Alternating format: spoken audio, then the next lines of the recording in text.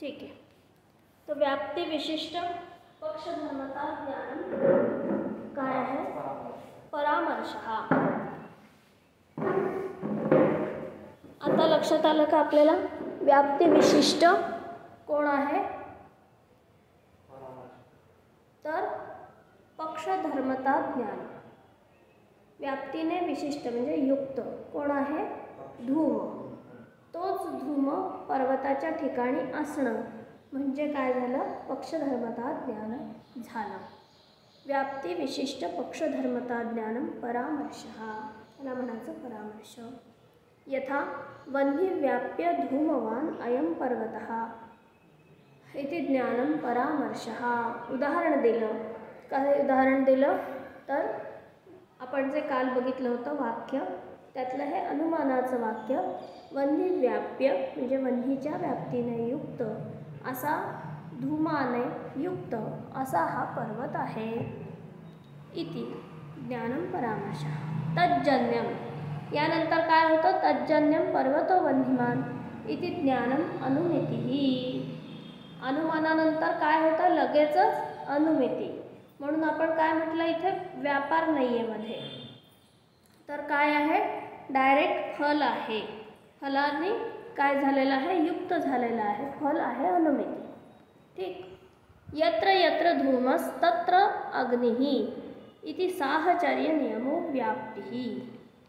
आता इथे काय म्हटलं की व्याप्ती विशिष्ट पक्षधर्मता ज्ञान. मग व्याप्ती म्हणजे काय आहे? तर साहचर्य नियम व्याप्ती. याची व्याख्या अजून येईल पुढे. साहचर्य नियम. साहचर्य म्हणजे काय? एकत्रित असणे. आणि नियम म्हणजे कधी आहेत कधी नाही असं नाही, तर नियमाने. ठीक. ही व्याप्ती आणि हा संबंध जर असेल तरच आपल्याला अनुमान काय येतं? मांडता येतं. आणि मग पक्षधर्मता म्हणजे काय?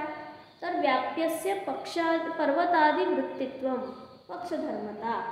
आपण जे उदाहरण घेतलं होतं पर्वतो वह्निमान, त्यामध्ये जो व्याप्य म्हणजे हेतू, ज्याच्या ठिकाणी साध्याची व्याप्ती आहे असा हेतू पर्वताच्या ठिकाणी त्याचं असणं. वृत्तित्व म्हणजे काय? असणं म्हणजे पक्षधर्मता.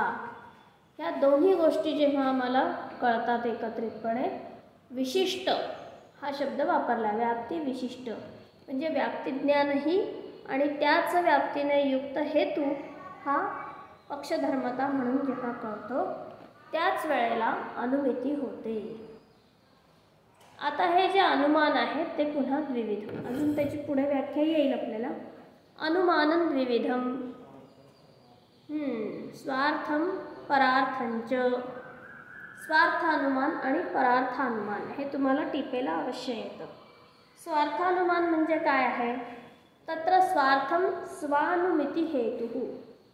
स्वानुमिती हेतु म्हणजे स्वतःला जी अनुमिती होते त्या अनुमितीला जे कारणीभूत अनुमान आहे ते म्हणजे स्वार्थानुमान.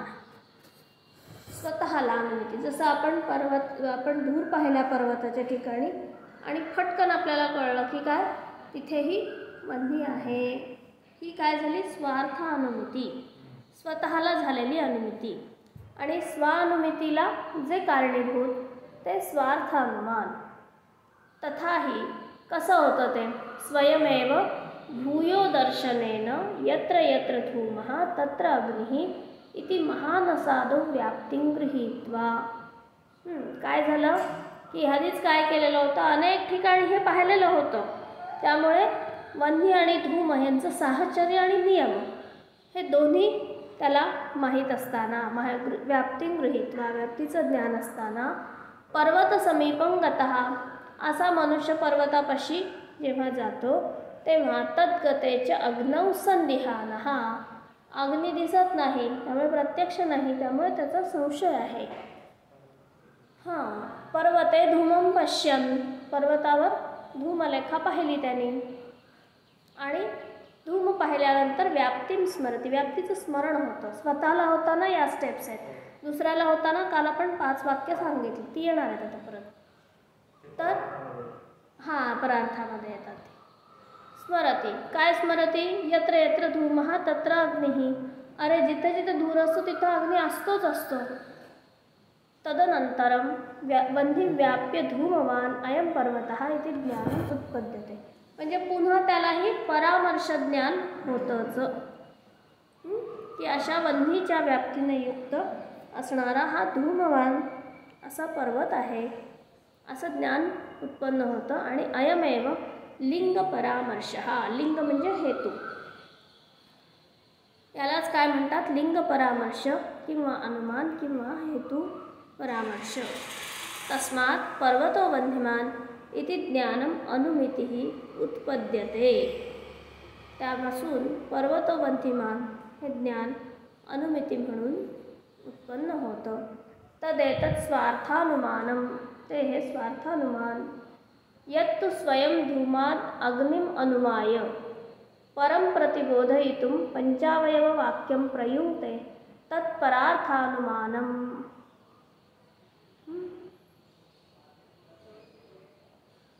यत्तु स्वयं धूमात अग्निम अनुमाय.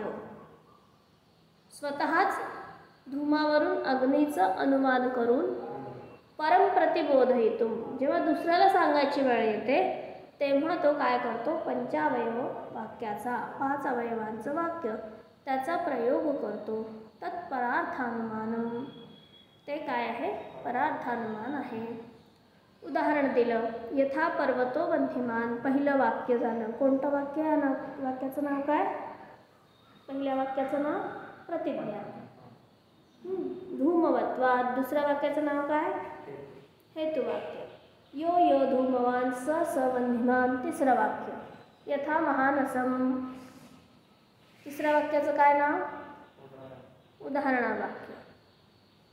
तथा च अयम. चौथं वाक्य. बरोबर. ह्याचं अनुमान किंवा परामर्श. तस्मात् तथा निगमन किंवा अनुमिती. अनेन प्रतिपादितात लिंगात परः अपि अग्निम प्रतिपद्यते. या हेतूमुळे काय होतं? परः अपि. दुसऱ्याला सुद्धा काय कळतं? इथं अग्नी आहे. अग्नीचं ज्ञान होतं. प्रतिपद्यते म्हणजे ज्ञान होतं. अग्नीचं ज्ञान होतं. मग आता हे अवयव कोणते? त्यांच्या संज्ञा सांगतात. प्रतिज्ञा हेतु उदाहरणोपनयन निगमनानि पंच अवयवाः. 5 अवयव कोणते? प्रतिज्ञा, हेतु, उदाहरण, उपनय आणि निगमन. परत सांगतात. पर्वतो वह्निमान् इति प्रतिज्ञा. धूमवत्वात् इति हेतुः. यो यो धूमवान् स स वह्निमान् यथा महानसम् इति उदाहरणं. तथा च अयम इति उपनयः. तस्मात् तथा इति निगमनम. हा काय आहे? आकार आहे. याच्यानुसार आपण वेगवेगळे अनुमान मांडू शकतो. आता स्वार्थानुमितिः परार्थानुमितिः इत्योर अनुमित्योर लिंगपरामर्शः एव कारणम्. आता इथं दोन्ही आपल्यासमोर प्रस्तुत करून दाखवले त्यांनी. स्वार्थानुमान आणि परार्थानुमान. दोघांमध्ये कॉमन काय येतं? तर लिंगपरामर्शानंतरच अनुमिती होते. त्यामुळे उभयत्र लिंगपरामर्श हेच काय आहे? अनुमान आहे. आता हे लिंग किती प्रकारचं? लिंग म्हणजे हेतू. ठीक.